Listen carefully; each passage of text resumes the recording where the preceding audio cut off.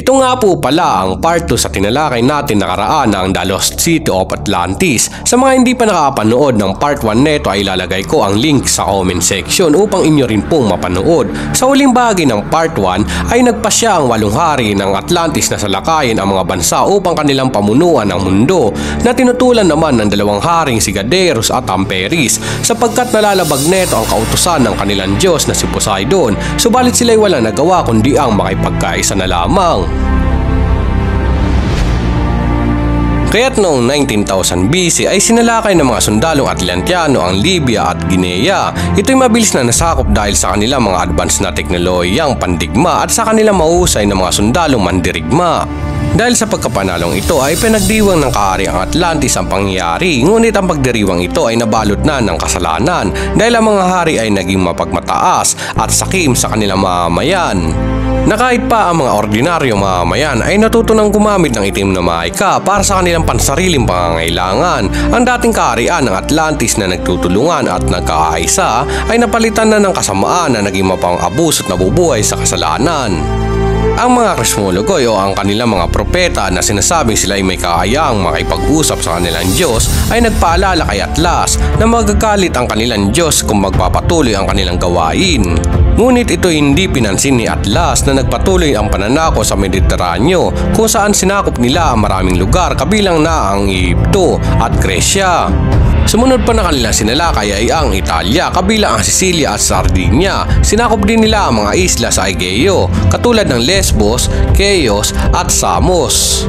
Nagpatuloy pa ang kanilang pananakop sa kontinente ng Asia at matagumpay na nasakop ang Asia Minor na sa kasalukuyan tinatawag na ang bansang Turkey.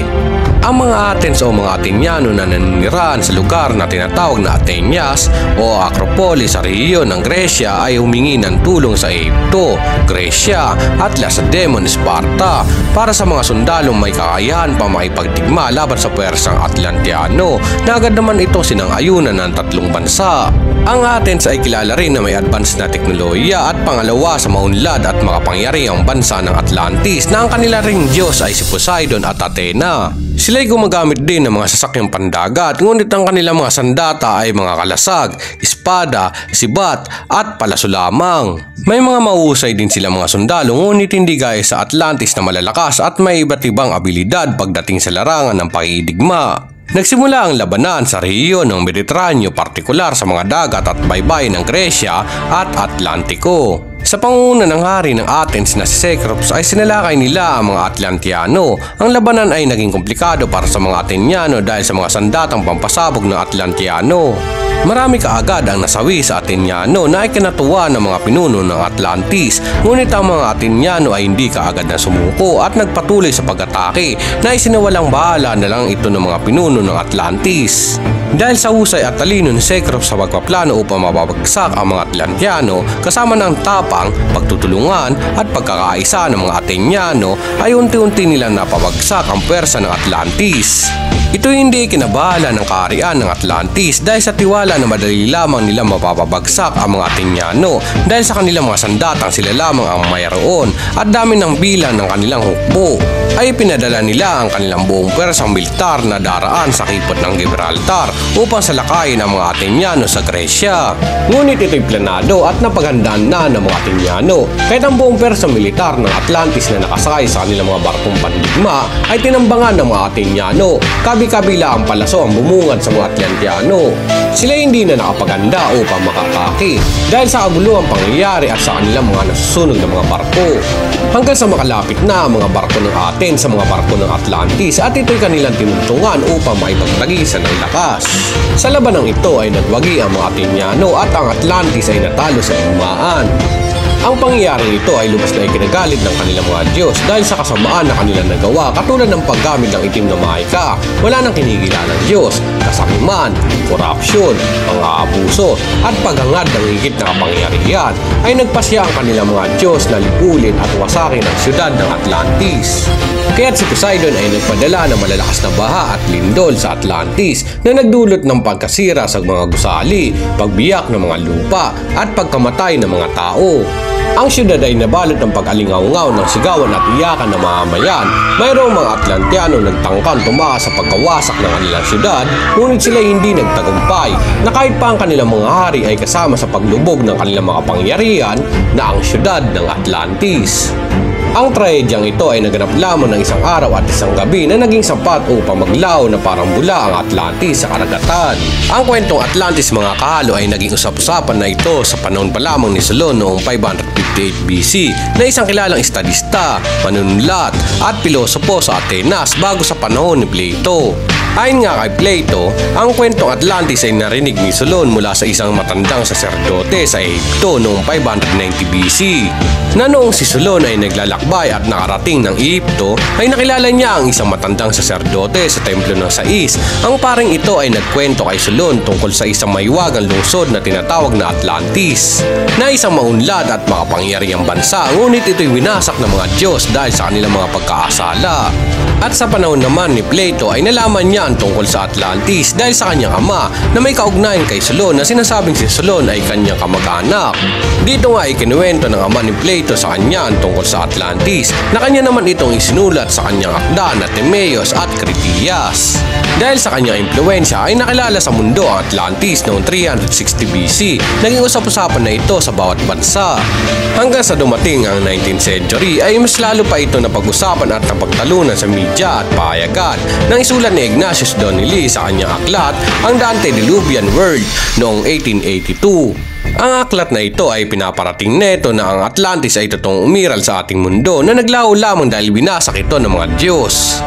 Maraming tao ang hindi naniniwala sa Atlantis, subalit may ilan pa rin naman ang naniniwala na ito ay totoo, katulad ni Charles Berlitz na isang kilalang American writer, Graham Hancock na isa ring kilalang British writer, Rudolf Steiner na isang Austrian architect and pedagogue, Jules Verne na isang novelist and poet, Edgar Cayce na isang American psychic, Immanuel Kant na isang German philosopher, Francis Bacon na isang English philosopher at scientist, at René Descartes, isang Francis philosopher. Sila ang ilan lamang sa mga kilalang tao na naniniwala na ang Atlantis ay tunay na nag-exist sa ating mundo.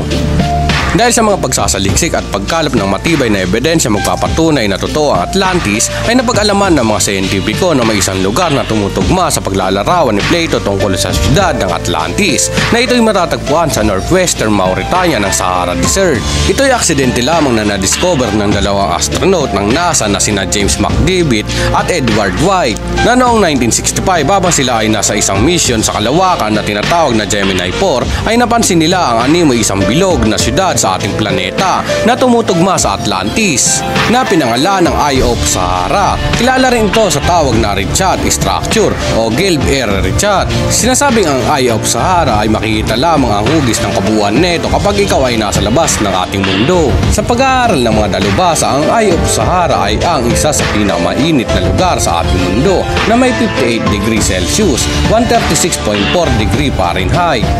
Mayroon itong diameter na 50 kilometers, 31 miles, may lapad na 40 kilometers, 25 miles, at may taas na 100 to 150 meters, 330 to 490 feet. Sa panahong ito, dahil sa pagka-discovery ng Eye of Sahara, ay napakaraming tao ang nagulat at naniwala na ang Atlantis ay tunay na pangyayari. Subalit napakalayo neto sa sinasabi ni Plato ng Atlantis ay matatagpuan sa Pillars of Hercules sa Strait of Gibraltar na naghihiwalay sa Europa at Africa na dulo ng Mediterranean Sea, na ang layo neto sa Eye of Sahara ay humigit kumulang sa 3,500 kilometers, na naging isang malaking palaisipan ito sa mga eksperto. Sa pag-aaral pa ng mga dalubhasa sa Eye of Sahara ay napag-alaman nila na ang syudad na ito ay tinatayang nasa edad na 100 milyon taon, habang ang Atlantis naman na base sa mga pahayag ni Plato ay nasa 9,000 to 10,000 taon pa lamang na umiral bago siya isilang, na kung pagbabasehan din sa mga banal na aklat ay wala pang taong nabubuhay noon sa ating planeta at hindi pa nalikha ng Diyos ang unang tao na si Eva at Adan. Sa patuloy pang pag-aaral ng mga eksperto sa Eye of Sahara ay may natagpuan silang mga artifacts na mga kasangkapang gawa sa bato na tinatawag na ashulin, na iniinalang ito ginagamit noon sa pangangaso ng mga sinaunang tao na may edad na 1.76 milyon taon na hindi pa rin tumutugma sa sinasabing panahon kung kailan umiral ang Atlantis. Ayon sa mga unang pag-aaral, ang Eye of Sahara ay hindi napapaligiran ng tubig noong unang panahon, ngunit malapit ito sa dagat. Nagpatuloy pa ang pag-aaral sa Eye of Sahara. Sa pangalawang pagkakataon ng kanilang pag-aaral gamit ang mga bagong mga teknolohiya, ay napag-alaman na ang syudad ay may mga bakas ng tubig sa mga bahagi nito, na maaaring ang napakalaking disyertong ito ay nasasakupan ng karagatan na natuyo lamang dahil sa mga pagbabago ng klima. Dahil sa mga pahayag na ito ay nagkaroon pang muli ng pagtatalo ang mga tao sa panahong ito, na isa sa mga katanungan ay sino ang gumawa ng nasabing syudad kung wala pang taong nabubuhay noon sa ating mundo. Na maaari bang gumalaw ang lupa at malipat ang isang lugar sa napakalayong distansya nang dahil lang sa malakas na paglindol. Hanggang sa panahon natin ngayon ay may mga taong patuloy pa rin ang naniniwala sa kwentong Atlantis at may mga pagtatalo pa rin pagdating sa usaping ito. Kayo ba mga kahalo, naniniwala ba kayo sa Atlantis? Ilagay ang inyong komento sa ating comment section upang atin itong mapag-usapan.